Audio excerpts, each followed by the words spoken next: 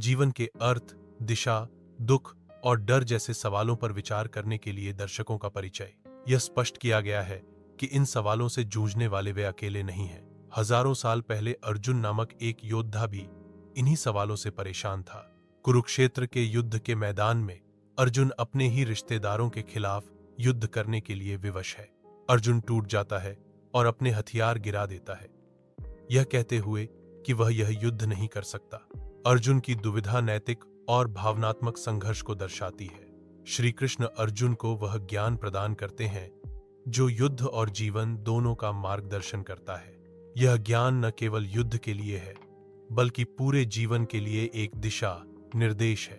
श्री कृष्ण का ज्ञान जीवन के हर पहलू को समझने और सही निर्णय लेने में मदद करता है। भगवद गीता को केवल एक धार्मिक ग्रंथ नहीं, बल्कि एक जीवन मैनुअल के रूप में प्रस्तुत किया जाता है।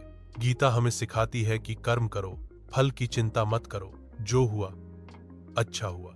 आत्मा अजर अमर है, मन को जीतना ही असली युद्ध है। कर्म का सिद्धांत कहता है कि हमें केवल कर्म करने का अधिकार है, उसके फल पर नहीं। कर्म पर ध्यान केंद्रित करने से व्यक्ति वर्तमान में पूरी तरह से संलग्न रहता है, जिससे कार्य अधिक प्रभावी ढंग से होता है।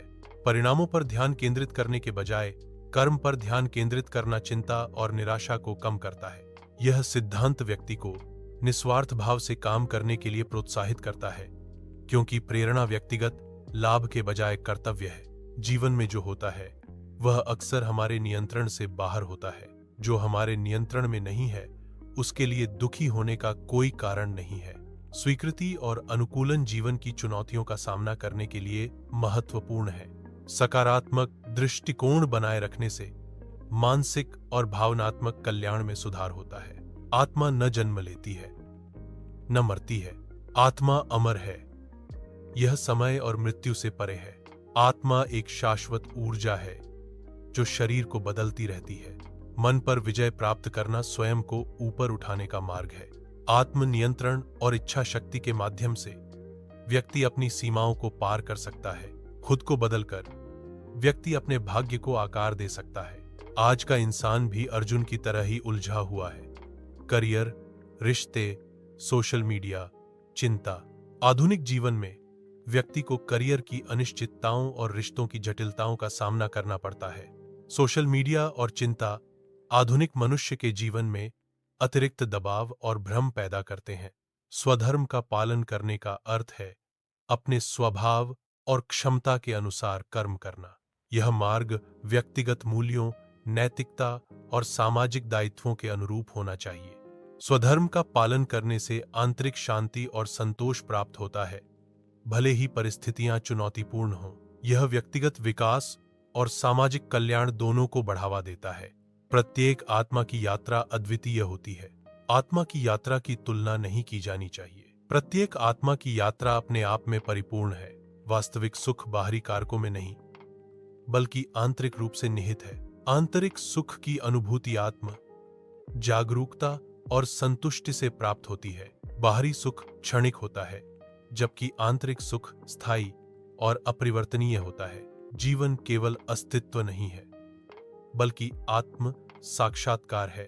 आत्म साक्षात्कार का अर्थ है अपनी क्षमता और उद्देश्य को पहचानना। यह एक सतत प्रक्रिया है जो व्यक्तिगत विकास और पूर्णता की ओर ले जाती है। श्री कृष्ण ने अर्जुन को अपना विराट स्वरूप दिखाया। विराट स्वरूप भगवान के अनंत और असीम स्वरूप का प्रतिनिधित्व करता है। यह दर्शन भगवान की सर्वव्यापी और सर्वशक्तिमान प्रकृति को दर्शाता है। विराट स्वरूप दर्शाता है कि सब कुछ मुझ में है और मैं सब में हूं। यह स्वरूप ब्रह्मांडीय एकता और सर्वव्यापीता का प्रतीक है। यह दर्शन सभी प्राणियों और वस्तुओं के अंतर संबंध को उजागर करता है। ईश्वर केवल मंदिरों में ही नहीं है, ईश्वर तुम्हारे भीतर है। सत्य, कर्म और प्रेम के मार्ग पर चलने से ईश्वर का अनुभव होता है। सच्चाई, कर्म और प्रेम के मार्ग पर चलने से आंतरिक शांति और दिव्यता का अनुभव होता है। गीता हमें यह नहीं कहती कि सब छोड़कर जंगल चले जाओ।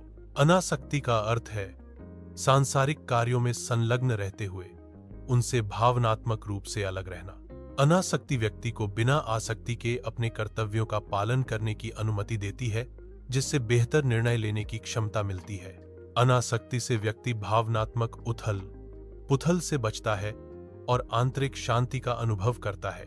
अनासक्ति का अभ्यास करने से व्यक्ति अधिक उद्देश्यपूर्ण और सार्थक जीवन जी सकता है।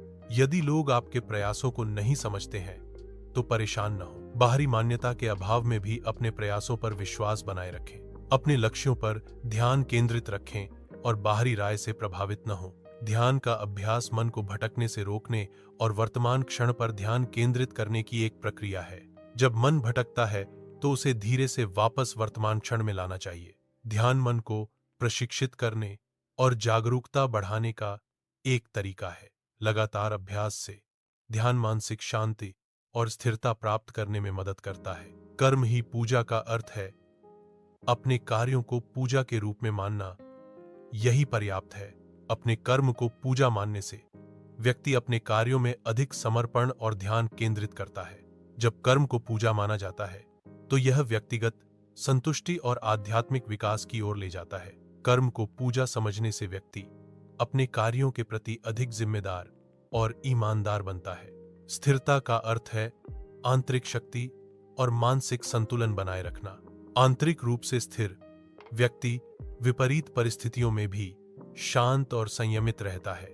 सच्चा विजेता वह है जो अपनी भावनाओं और विचारों पर नियंत्रण रखता है, न कि जो बाहरी परिस्थितियों से प्रभावित होता है। स्थिरता आत्मविश्वास और स्पष्टता लाती है, जिससे सही निर्णय लेने में मदद मिलती है। जो व्यक्ति स्थिर है वह अपने लक्ष्यों को प्राप्त करने और जीवन में सफल होने की अधिक संभावना रखता है। निष्कर्ष, शायद हम सब अर्जुन हैं, कभी कंफ्यूज, कभी डरपोक, कभी कमजोर। यह विचार कि हर कोई अर्जुन है व्यक्तिगत संघर्षों और कमजोरियों को सार्वभौमिक अनुभव के रूप में दर्शाता है। अर्जुन की तरह हम सब भी जीवन की चुनौतियों का सामना करते हैं, जो हमें भ्रमित, डरा हुआ और कमजोर महसूस करा सकती हैं। आंतरिक आवाज का अर्थ है अपने भीतर के श्री कृष्ण की आवाज सुनना।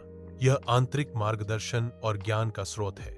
यह आवाज हमें सही मार्ग पर चलने और सही निर्णय लेने में मदद करती है। जागृति और प्रगति। जब हम जागते हैं तो हम समझते हैं और आगे बढ़ते हैं। उठो, जागो और स्वयं को पहचानो, क्योंकि गीता केवल अर्जुन के लिए नहीं थी, वह आपसे भी बात कर रही है। हर दिन गीता का एक श्लोक और जीवन में एक प्रकाश।